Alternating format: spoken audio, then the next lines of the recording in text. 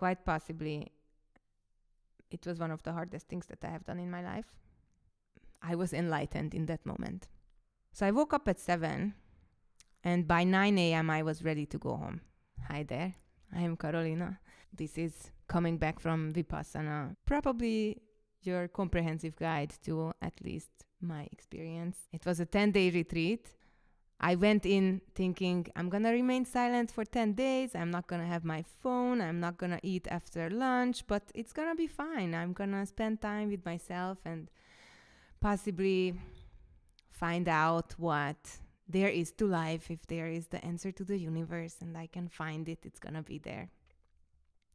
And personally, I've had quite a hard time sitting still on my ass. Like I never wanted to just chill at home and be away from people. And I knew this was an issue for me.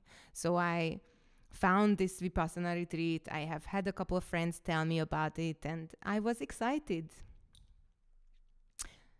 So I went in, put my phone in a locker, wrote my name on it, Fancy Caroline. I went into my assigned room with my assigned bed. And I had some time to talk to my fellow roommates. There were 3 of us in a room, in an apartment actually.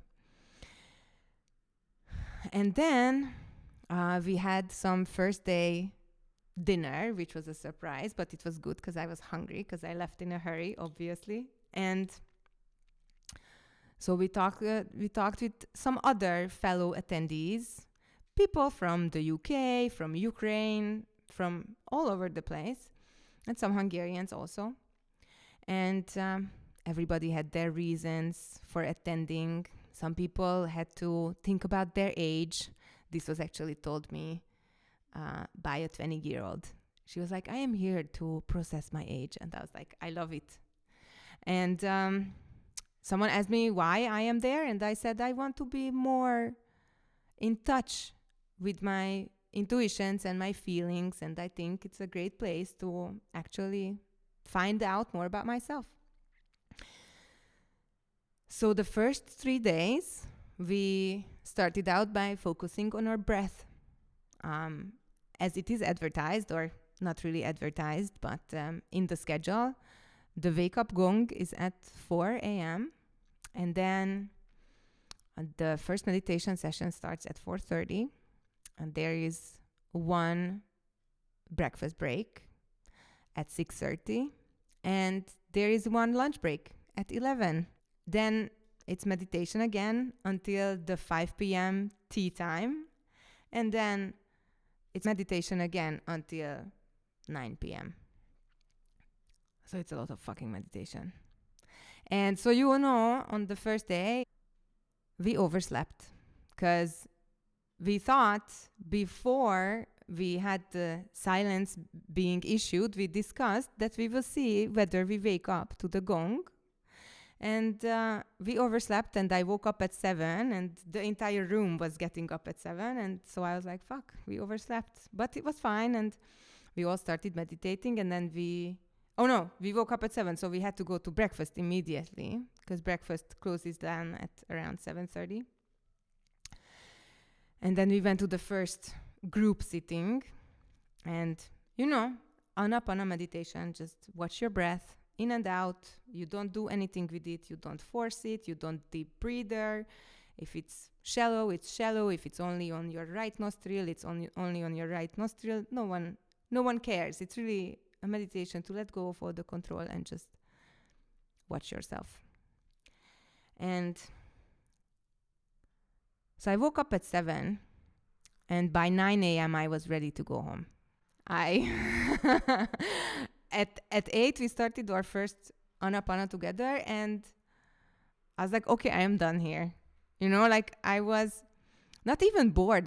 My back was hurting and my butt was hurting and I was not comfortable and I was like, I can't imagine I'm gonna do this for 9 more days. So then on the 4th day, we were introduced to the Vipassana technique, which is actually called Vipassana. Then you practice Vipassana for the remainder of your time. So from the 4th day, the evening, until the 10th day, but actually you get a break, and on the 10th day, the noble silence is lifted and you get to talk to your fellow inmates, if I may call ourselves. Really, it's already hard enough to get up at 4 a.m. every day, and then you meditate for the better half of the entire day and you're tired. But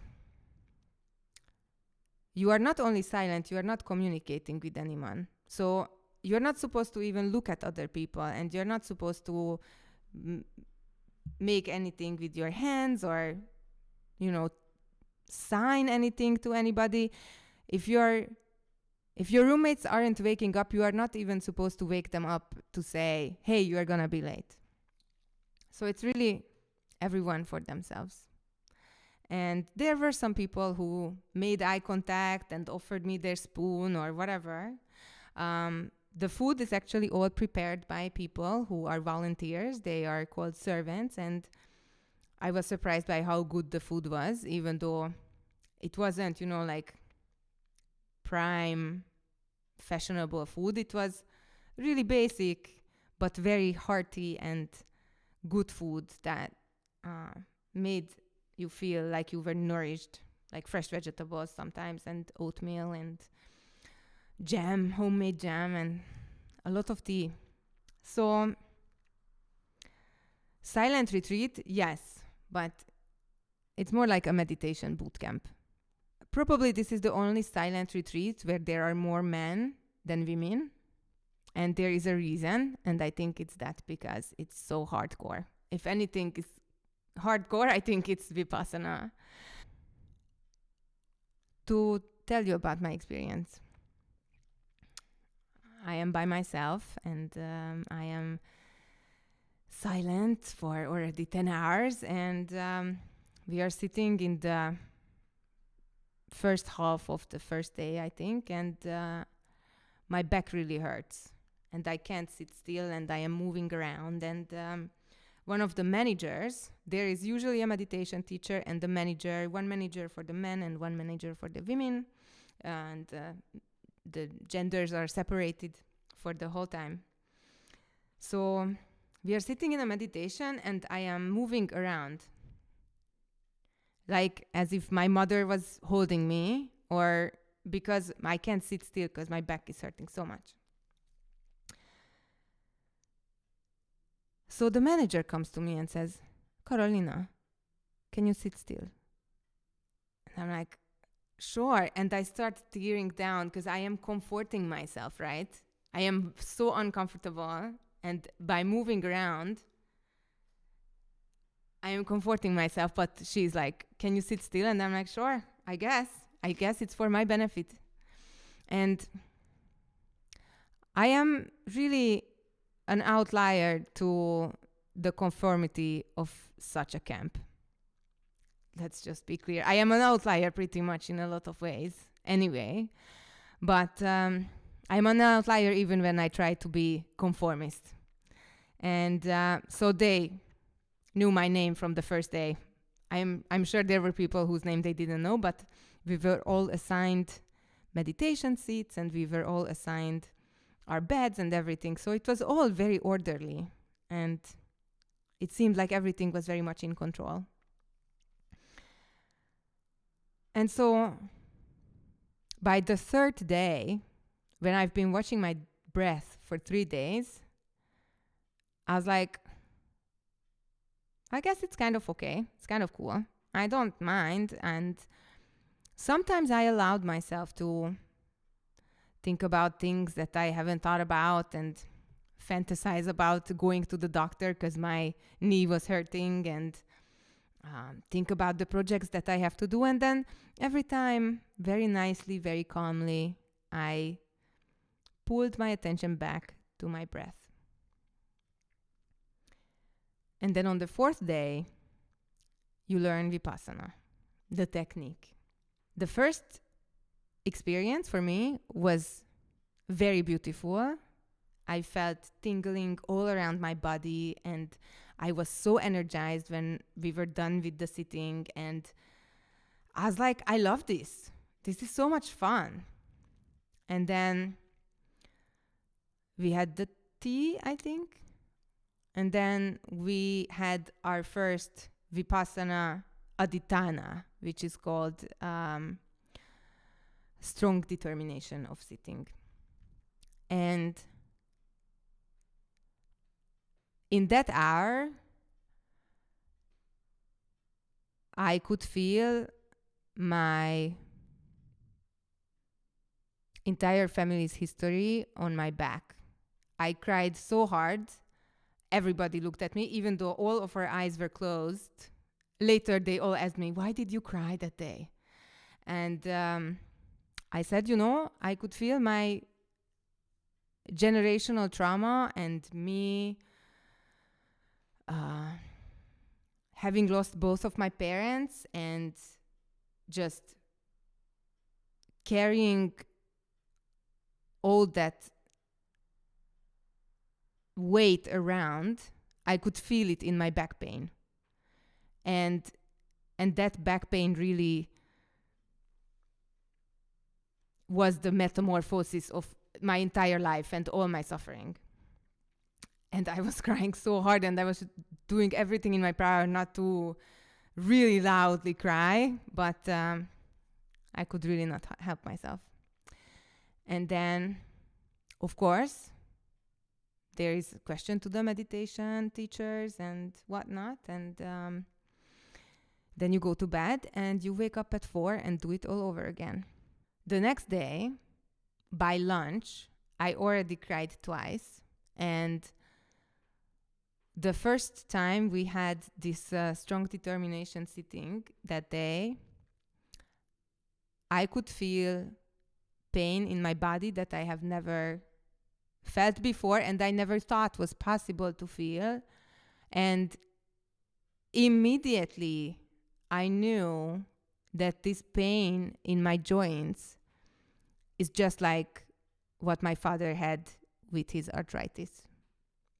And it was just entirely clear to me. One of the things that is on the Vipassana website is that you will see things as they really are. And somehow, after 4 days of watching my breath and a day of doing Vipassana, I am sitting there and I have this awful pain. I can't describe it to you. It's pain deep down in my joints that I never thought was possible. And so I knew that's why my dad drank, or that's partially the reason why he drank. But I was enlightened in that moment. But I again cried really hard, and not to say, on the 4th day, when we were done with the meditations and when I first cried really hard, I was ready to come home. I was like, and of course you sign a waiver and you say, you are here for 10 days, whatever, and you don't go to your car and whatnot. We had to park outside, actually. But on the 4th day of the camp, I couldn't fall asleep. I was thinking about ways of coming home. How will I tell the manager that I am going to become a fucking issue if they don't let me come home? Like, I am, not very conformist, even when I try to be conformist, but if I want to be an issue, I'm going to become an issue. And I was thinking this, and I was thinking about all these escape plans, and like, I don't want to be here, and I have got what I have come here for, and now I know the technique, and I just want to go home. So I didn't end up falling asleep until 2 a.m. And then we woke up at 4. Well, we were woken up at 4. So the 5th day, I have this other experience with my dad's arthritis, and I'm like, I have had enough. Like, I need to fucking get out of here. And I actually even made a little mind game, because in the night, I was thinking about, how come no one is going home? How come we are not all rebelling and saying, let us go home? And maybe it's just me. and you are sitting there with your thoughts and you can't go to sleep and you've been up and meditating for 12 hours a day every day and you are like, what the fuck am I thinking? So I thought of a girl and I saw her. I didn't talk to her at all, but I saw her in the main hall where we had our food, and I was like, she's my caliber.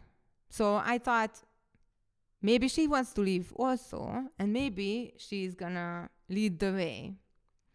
So I saw her ask the manager if she could go home, or I thought I saw her doing that. So I was like, maybe I will see, and if she disappears, then I can go home also. She didn't disappear. So I was like, okay, I'm gonna stay here, and like whatever happens, happens.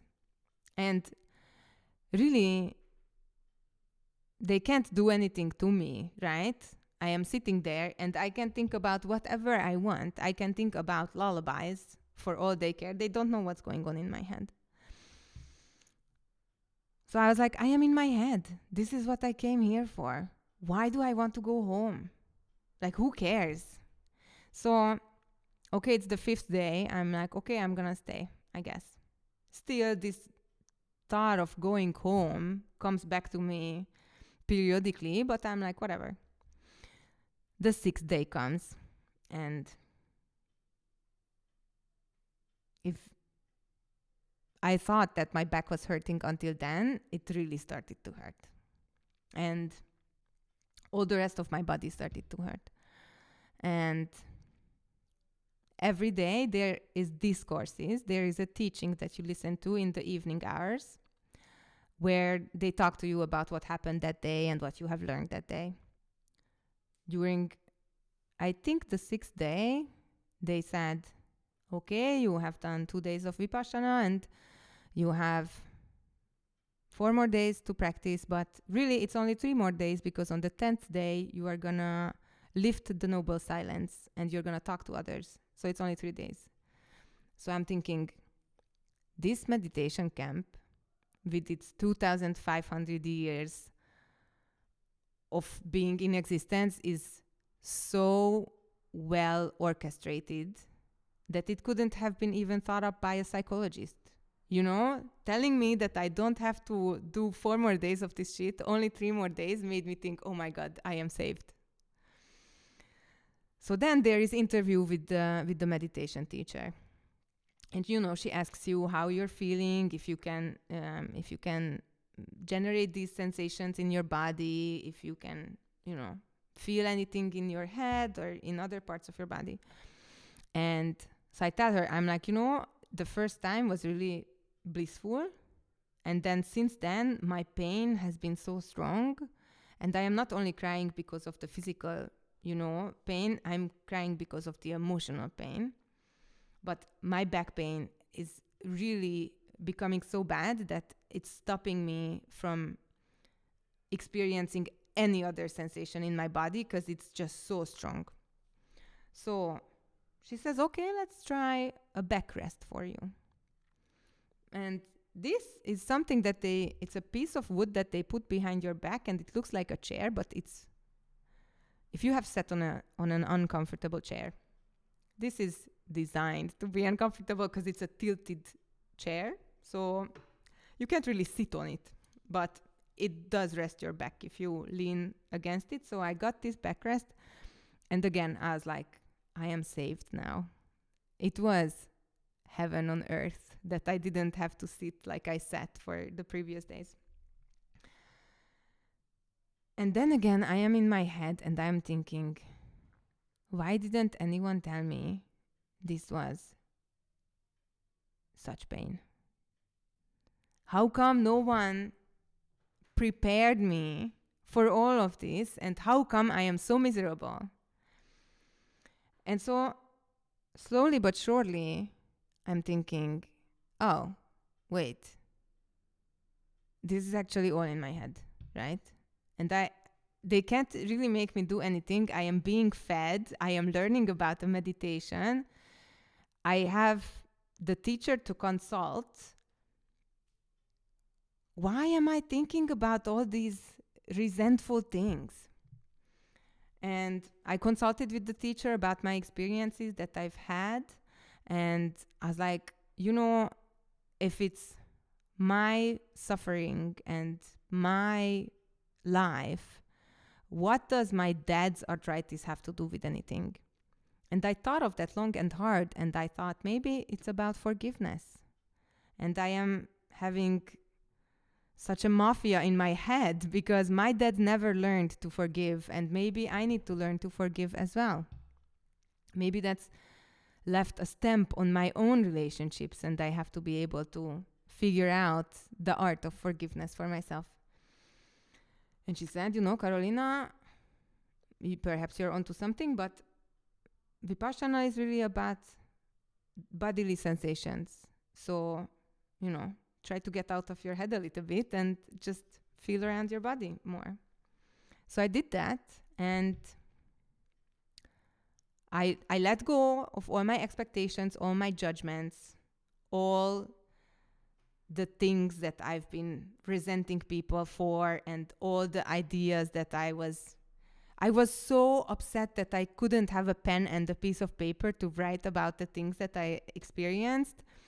And the reason for this was that you are supposed to figure out how you are impermanent and, this is not a project. And for the first couple of days, I was like, I would have made this a project if I had a pen and paper. So I'm really happy I, for the first time in my life, adhered to the rules.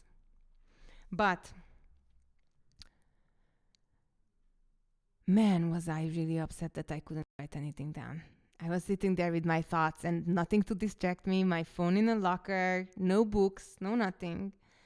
But finally, on the 8th day, I think, I was like, okay, I can do this. It's not so bad. And, I don't have to force anything. And then, perhaps on the 9th day, I was feeling like, I have arrived now. This is pretty good. And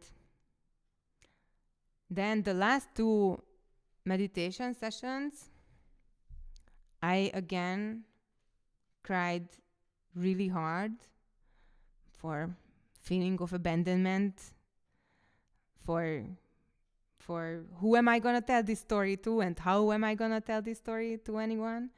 And really I felt blissful that I could lift this really dark place where I was, because I thought, I went through such hell, and now I feel so much better. And I was having this backrest, and by the morning of the 8th day, my back pain went away completely. But I didn't give the backrest back because I was thinking maybe I will need it more. So on the 8th day, I had bliss, and on the 9th day, I wake up and my back pain is worse than it was before. I am not kidding. I was like, I can't believe this shit is happening to me. I already cried when I was taking a shower in the morning, because I was like, I can't do this, like purifying my ass. Like, this is bullshit. My back is hurting so bad. And on the morning of the 10th day, I think that's when we had our last meditation together,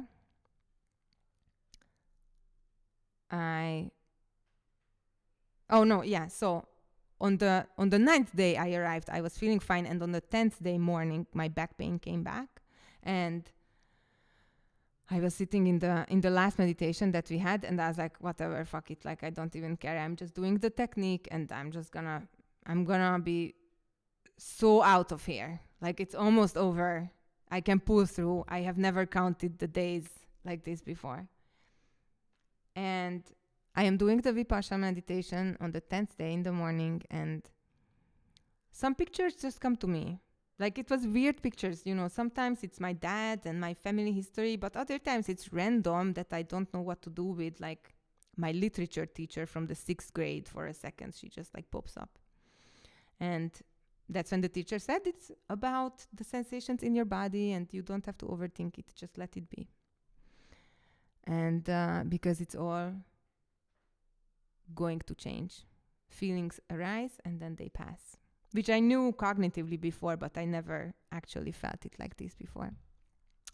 And so I'm sitting there on the 10th day on our last meditation, and a picture of my mom comes up, and my mom has been gone for 17 years. And I'm like, yeah, my mom. And then I go back to the method of the meditation. And then I go back and think, wait, my mom? Let me see her. And I go back to that thought, and in that moment, my back clicked and the pain went away.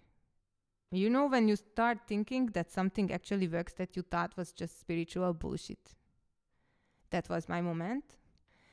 Then I still couldn't go to my car to get my pen and paper, and the noble silence was lifted, and I could talk to my roommates and all the other people who were in attendance, and they had vastly different experiences.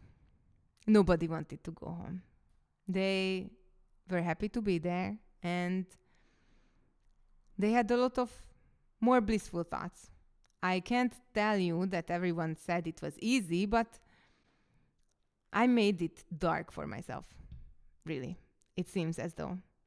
So we had some more meditations, and on the last day we learned another meditation called Metta. I think some people are more likely to have heard about this one because it's a loving and kindness meditation. It's supposed to help you spread the love that you have discovered in Vipassana to the rest of the world, because if everybody can be enlightened, we are going to all have a better life and probably a better society.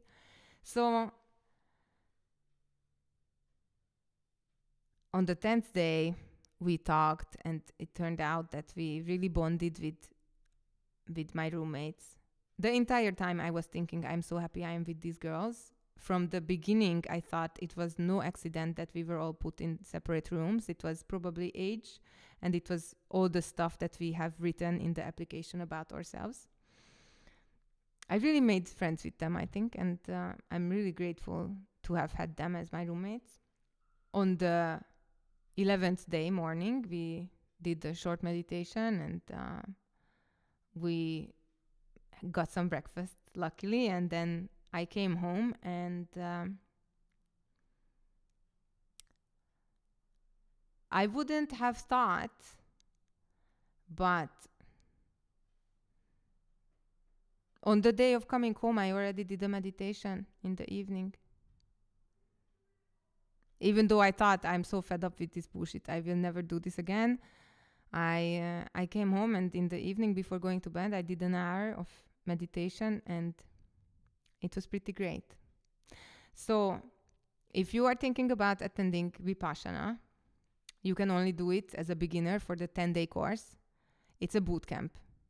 They will teach you how to do the technique, and you won't be able to talk to anyone, and it's going to be uncomfortable. Quite possibly, it was one of the hardest things that I have done in my life. But I think it's worth it. If only for the experience of having done it, and that you can tell yourself that you have finished it. Mama didn't raise a quitter. I did it. So, if you like this episode, subscribe to the channel, and I hope to see you next time. Bye!